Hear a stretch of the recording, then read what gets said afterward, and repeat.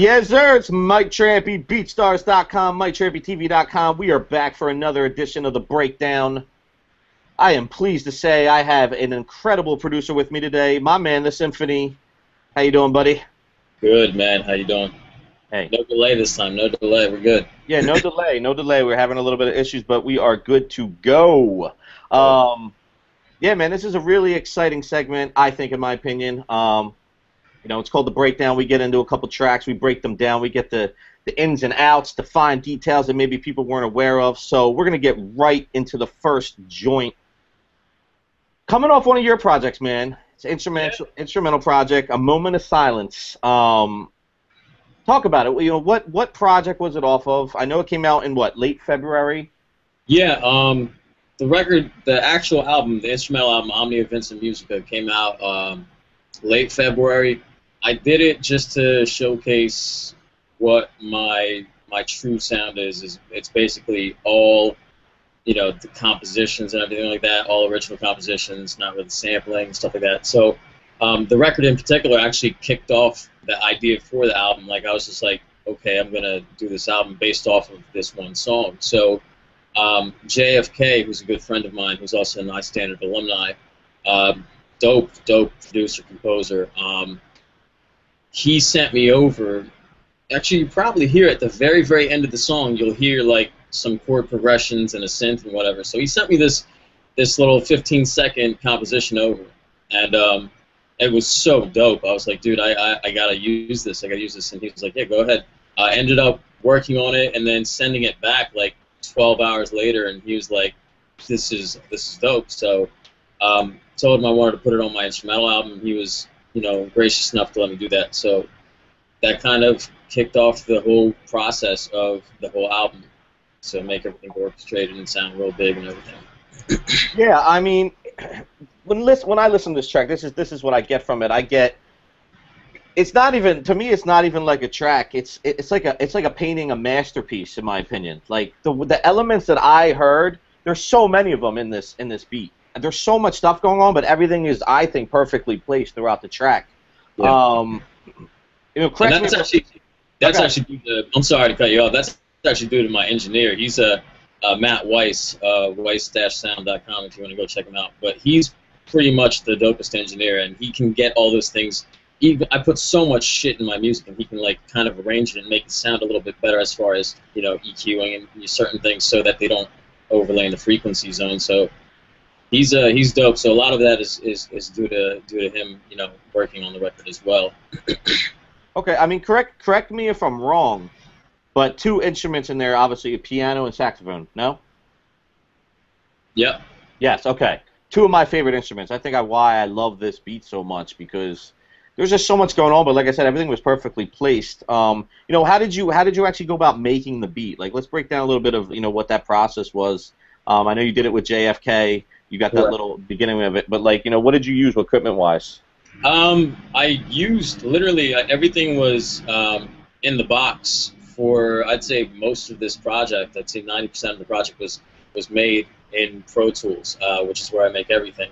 And I used, you know, just different VSTs, like, you know, battery for drums and, you know, Omnisphere and Contact and things, you know, different libraries and whatnot. But for the most part, the beat kind of started off like it had these beautiful chords that he put in there, and I kind of wanted to not take away too much attention from that, so I kind of put on a 4-on-the-floor beat, you know, that like just it's one of those, if you sped it up, it's like a house record. It's just, you know, 2, 3, 4. So I figured that would take the least amount of, you know, attention away from the actual composition. So, you know, kind of assisting more the musical or the musicality of the piece than making it more of a beat. You know what I'm saying? Like, the beat's very, very straightforward. So kind of started with the drums, and then all the different orchestration kind of just comes to my head. It's just like,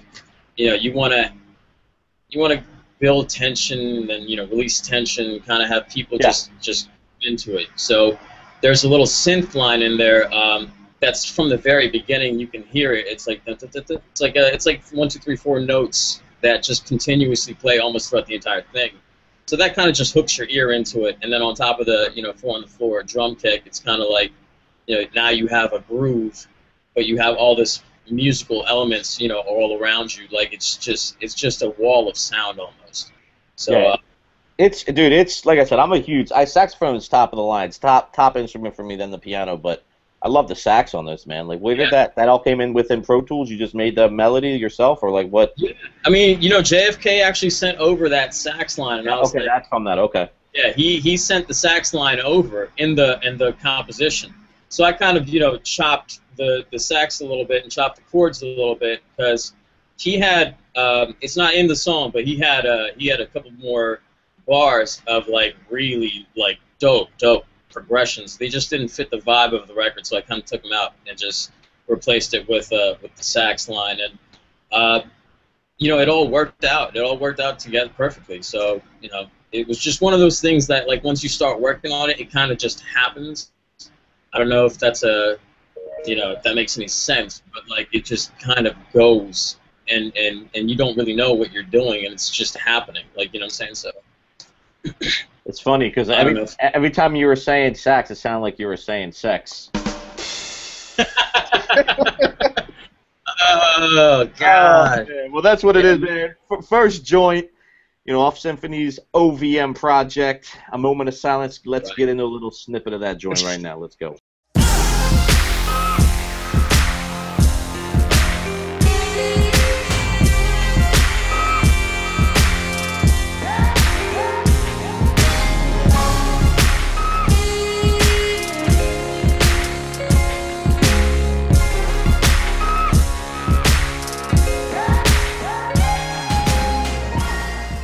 Alright, we're back, man. Hopefully you enjoyed the first joint, A Moment of Silence. I got the main man, the Symphony, in the house. This is the breakdown. Mike Trampe, BeatStars.com, MikeTrampeTV.com. We're about to hop right in the second joint. I got to start laughing at me before I start talking about this joint. Artist named Sonny Bonoho. Bonoho. Maybe I'm putting a lot of pronunciation on the Bonoho part, but you have to. A track called ELVIS.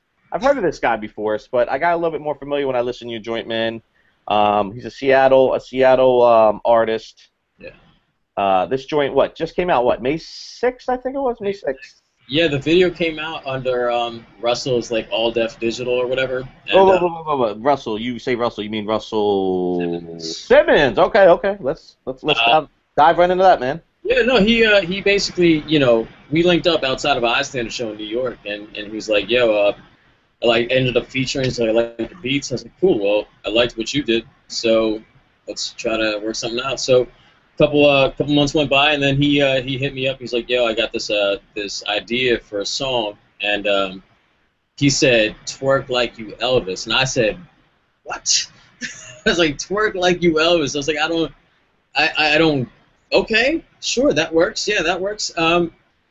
What do you want it to sound like? He's like, I don't know, man. He's like, I just want something like, to cater to the girls, and, just kind of, just do like a party record, but have it be like just hard. And I was like, all right, cool. Let me see if I can come up with something. We came up with something, sent it back, and he sent me like a rough version like a day later, and I was like, well, this sounds interesting. It's different. It's very different, and the thing is, you have to understand his vision for it. And he's a off the wall type of dude. Like he just doesn't think normal. Like he thinks like he's got a nice thought process to the records he makes, and they're characters, because essentially Sonny is a character. Sonny's like he's a MC, but he's one of those character MCs, and I've always been appreciative of the fact that people like that, like Busta Rhymes, and people who are more animated and everything like that. Yeah, absolutely. Really plays into your craft, I think, and that really helps sell you, I think. So when he sent me the rough back, I was like, oh, cool, but this is all right, And then he sent me the final version. I was like, okay, well, I really fucked with this, because we ended up talking and strengthening up some parts of the record, and it came out dope, man. The video, he was telling me, he's like, yo, I want to fly you out for the video, and I was like, dude, I'd love to go. My schedule couldn't permit it, but that's one video I wish I did fly out for. If you check out the video, it's really, really, it's just a fun video. It's a fun song, period. Yeah, we're going to have a clip of that in just a second, and then obviously people can get the link out of the description box, too.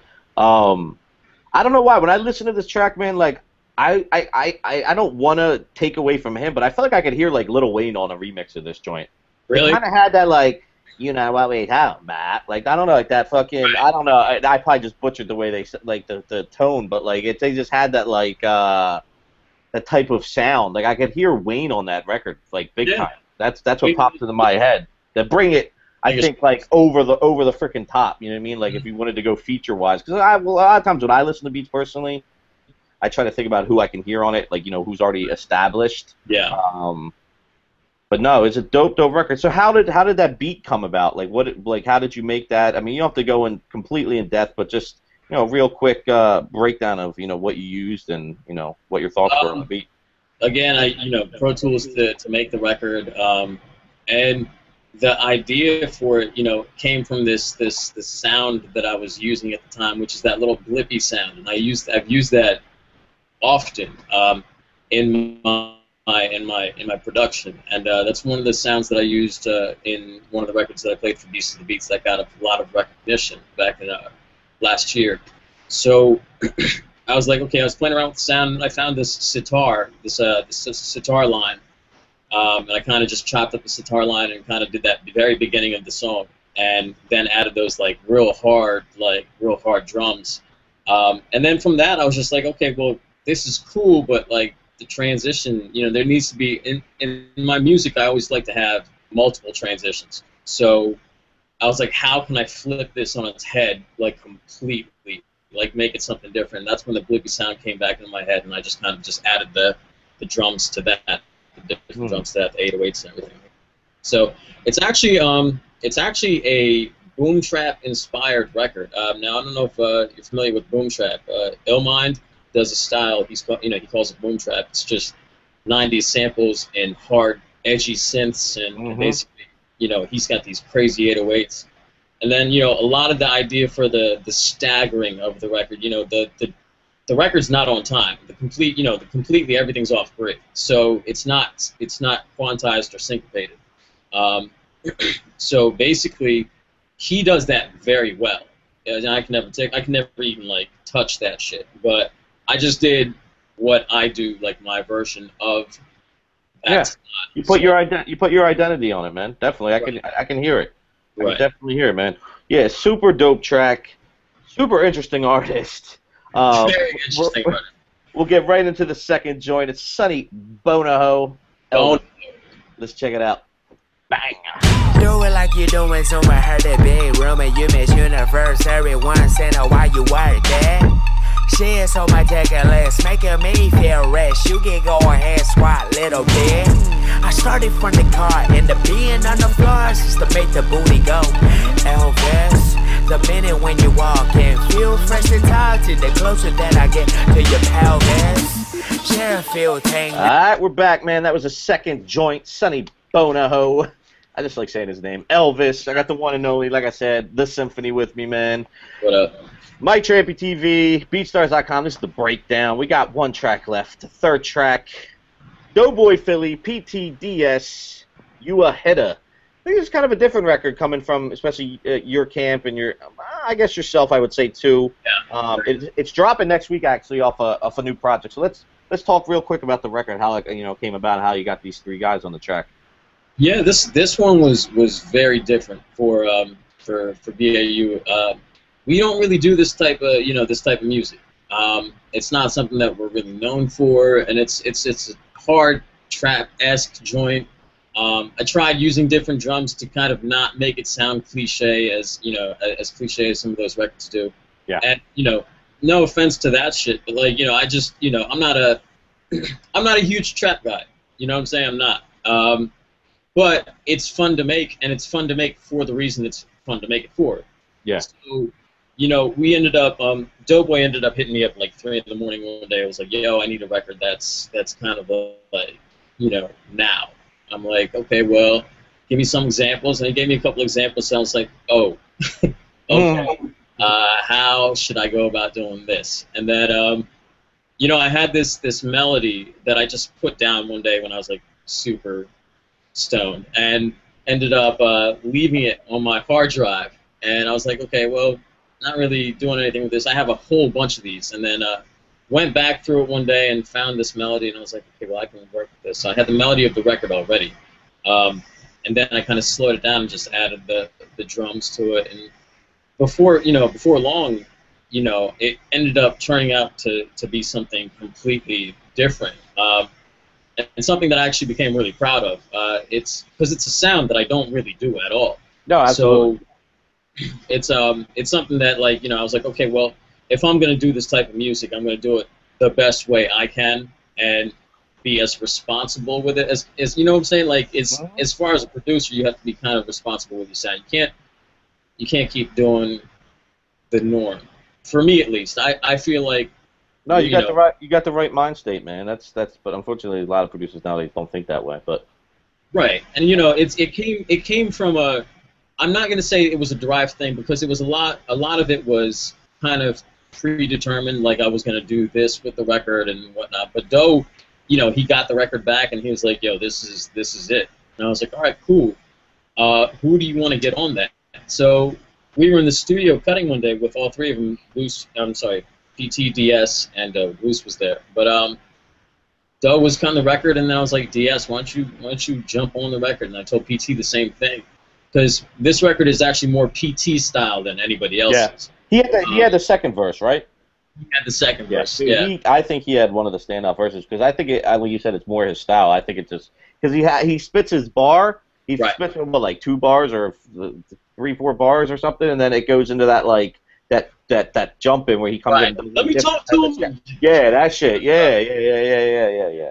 So I mean, yeah, it kind of worked out. We were all in the studio, and we made the record, and I came back home with the vocals, and I took the vocals from the session because they recorded to a rough track, which is what I usually do. I have people record to a rough, and then I'll orchestrate everything around it. So there's things in there that the beat stutters and stuff like that. Like, it's built around them. Like, it's arranged around, D.O.E, PT, and DS. And I think that's what some people do. I'm not really sure. That might be something that some people do, but I really like to take it to a whole nother level of actually producing the entire record. Like, there's a difference between beat makers and producers, man. That's producing. Yeah, and and that's kind of that's the school of thought that I was raised from. So, this record ended up being dope. I ended up getting it mixed by Matt and then having it mastered by Chris Athens, who's like worked with Madonna, Justin Timberlake, and a whole bunch of people. And Chris is a good dude. He's done a few records for me, and it just ended up sounding crazy. And then this is something I was like, okay, well, we got all three of you. There's no project for this. Like, why don't I just do another project? Like, do like 5-song EP. Of the BAU guys strictly, and then just some music that's different. You know what I'm saying? Like, it's not different, but it's different. It's different for us. So it's an interesting record, and I'm real proud of it actually. So should hopefully get some good responses. Everybody's telling me they love it. So well, that's what's up, man. We'll get right into that joint. I'm probably gonna go rob my 7-Eleven after they listen to this again. Let's get into it, man. Doughboy Philly, PTDS, you at it. Let's go. You a hitter, you a hitter, you a hitter, you a hitter, nah, nigga, you ain't with it, you ain't about that, nigga. You ain't really with the business, nah, nigga, you ain't with it, you ain't about that, nigga. You ain't really with the business, you a motherfucking niggas be living to die. If that's your nigga, no question, you ride. Let me talk to him. Shooters with Rugers ain't high. You run out of bullets, my nigga, you ride. Put the hawks on. Philly is hard to survive. Alright, that's what it is, man. That was the third joint. Doughboy Philly, PTDS, you a hitter. I got the one and only The Symphony in the house hanging out. This is the breakdown. Yeah, we went through 3 tracks. We got the, like I said, the details, the fine details, the in and outs of these tracks and how they went down, Mr. Question Mark Man. Now he's king, The Symphony. Symphony, man, talk to the people real quick. Let them know, what you got going on, where they can get at you, man. Twitter, Facebook, any of that good stuff, and we'll be on our way. All right, yeah. Twitter, Facebook. Twitter's actually BAU Symphony. Instagram's BAU Symphony. SoundCloud's BAU-Symphony. And Facebook is my name, Shmeek Ganguly, or you can find The Symphony on there.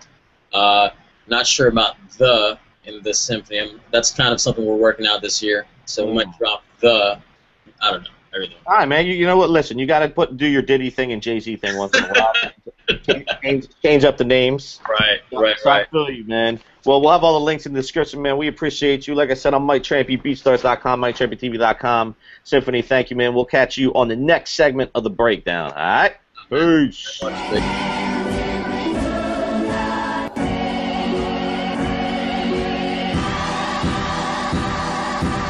Sound without focus is just noise.